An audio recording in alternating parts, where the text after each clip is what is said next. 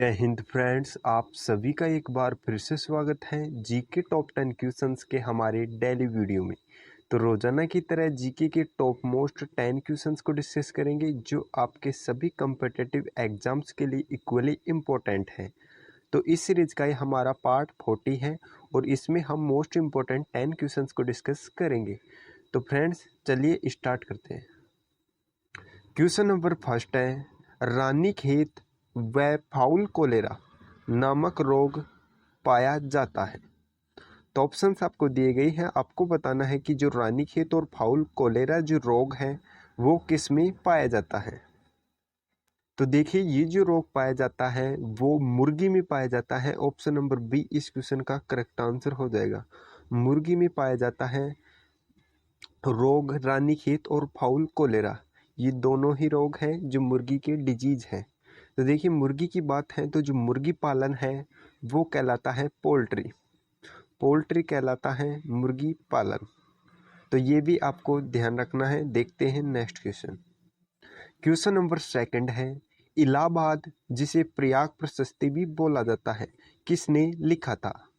तो देखिए, जो इलाहाबाद प्रशस्ति है ये हरिसेन ने लिखी थी। ऑप्शन नंबर सी इस क्वेश्चन का करेक्ट आंसर है।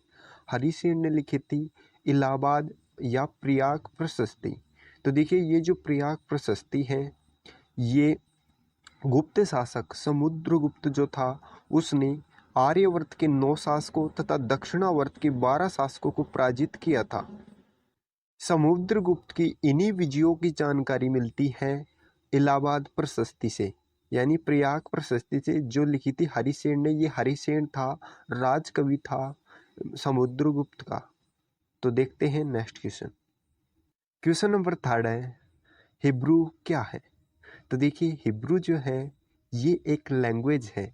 ऑप्शन नंबर ए इस क्वेश्चन का करेक्ट आंसर होगा। हिब्रू एक भाषा है और जो एशिया शब्द है, एशिया महाद्वीप है हमारा, एशिया जो शब्द है वो हिब्रू भाषा के आंसू शब्द से मिलके बना है। तो आपको ध्यान रखना है कि जो हिब्रू है वो एक लैंग्वेज है, भाषा है। तो देखते हैं next question. Question number fourth है, बेरिंग जल संधि एशिया को किस महाद्वीप से जोड़ती है। तो देखिए, जो बेरिंग जल संधि है जल डमरू मध्य है, ये एशिया को उत्तरी अमेरिका से जोड़ता है या फिर अलग करता है। तो ऑप्शन नंबर सी इस क्वेश्चन का भी करेक्ट आंसर है। बेरिंग जल संधि एशिया और उत्तरी अमेरिका महाद्वीप को जोड़ता है। तो देखिए, एक है जिब्राल्टर जल संधि। ये जो जिब्राल्टर जल संधि है वो अफ्रीका को यूरोप से जोड़ता है। तो इन दोनों को आपको याद रखना है, काफ़ी इम्पोर्टेंट है। तो देखते हैं नेक्स्ट क्वेश्चन। क्वेश्चन नंबर 5 है, गणना करने के लिए कंप्यूटर कौन से भाग का उपयोग करता है। तो देखिए, कंप्यूटर में होता है सीपीयू और सीपीयू के अंदर होता है एक पार्ट एएलयू जिसे बोलते हैं अर्थमेटिक लॉजिक यूनिट। ये कंप्यूटर में गणना करने के काम आता है, मैथमेटिकल ऑपरेशंस को ये करता है। तो इसकी जो फुल फॉर्म है वो है arithmetic logic unit, ALU, arithmetic logic unit. तो देखते हैं नेक्स्ट क्वेश्चन। और क्वेश्चन नंबर 6 है, दूध में कौन सा प्रोटीन पाया जाता है। तो देखिए, दूध में प्रोटीन पाया जाता है, इसका नाम है casein. Option number C correct answer है। केसीन नामक प्रोटीन पाया जाता है दूध में। तो देखिए, ऑप्शन नंबर डी में दिया है क्रिएटिन। ये जो क्रिएटिन प्रोटीन है ये हमारे बालों और नाखूनों में पाए जाने वाला प्रोटीन है। तो दोनों है इम्पोर्टेंट, केसीन दूध में और क्रिएटिन बालों व नाखूनों में। तो देखते हैं नेक्स्ट क्वेश्चन। क्वेश्चन नंबर 7 है, मधुमक्खी के लार्वा अवस्था को कहते हैं। तो देखिए, जो मधुमक्खी होती है इसमें जो लार्वा बनता है उसको मंगट बोलते हैं। ऑप्शन नंबर ए इस क्वेश्चन का करेक्ट आंसर है। मंगट होता है मधुमक्खी का लार्वा अवस्था।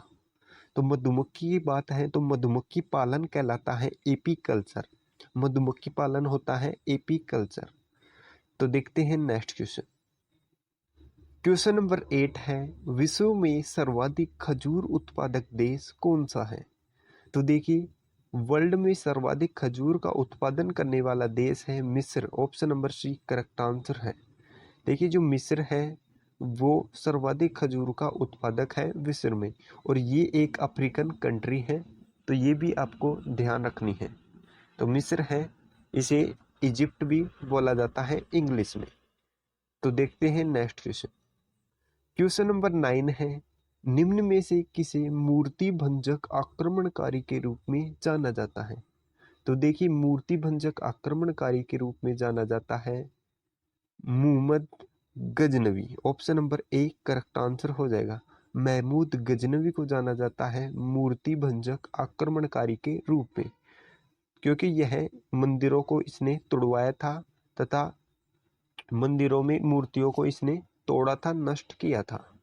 तो देखिए, जो महमूद गजनी था, ये महमूद जो गजनवी था, इसने 17 बार भारत पे आक्रमण किया तथा 1025 ईस्वी में गुजरात के प्रसिद्ध सोमनाथ मंदिर पे आक्रमण किया तथा उसको वहां पे नष्ट किया।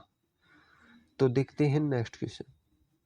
क्वेश्चन नंबर 10 है, किस अनुच्छेद में वर्णित है कि राष्ट्रपति लोकसभा के बहुमत दल के नेता को प्रधानमंत्री के रूप में नियुक्त करेगा? तो देखिए, ये जो वर्णित है, ये बात वर्णित है अनुच्छेद 75 के तहत।